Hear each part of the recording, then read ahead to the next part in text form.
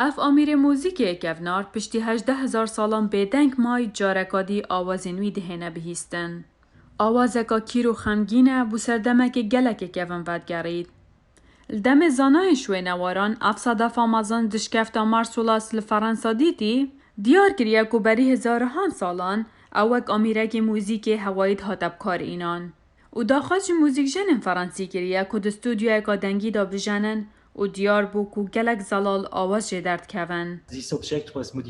چند بشن اوی امیری تاتینا گوهارتن دا کو امیرک موزیک یب تایبتمندی دیار کری با آفرینن. جبر وی چنده گورانکاری ده پارچن وی ده هاتیه کرن جسری حتی داویه. جبر تکرین چند کنانجی هاتیش کاندن. بو موزیک اوان گورانکاریان آرمانجا خوهیه. اوه وی دیار دیکه کو بری 18,000 سالان خلکی هزر هبوینه کو وی قالب صدفه بکنه امیرک موزیکه.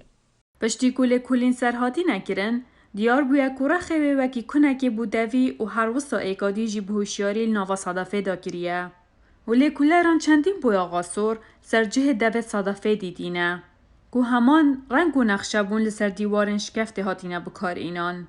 افرنگی اوی آمیره بو کسین بری دیرو که ودگرینید. ین کو همان وینل سر شکفتان درست کرین. و گرنگی ها هنر موزیک چانداوان دا نشان داد. دنگش وی صدفه دردکه و او قاز بهزه نای باور کرن. جساد دسبیلان زیده تره. هزر که کو اف جور موزیک چکفت کاتنگ یاوکی کوری دوره کی دایا. دبا کو هزرا گلک تشتان به هست کرن. هر کس ده هست ببکه دمایک به بلیزه یان بجنه. شوی نوارد بیجن، افشکفتن زیکی چه دریایان نبویه. لما چید بیت ابان مروفان، رین بازرگانی السردم بری زاینی بکار اینا بنش بو پیدا کرنا صدفه.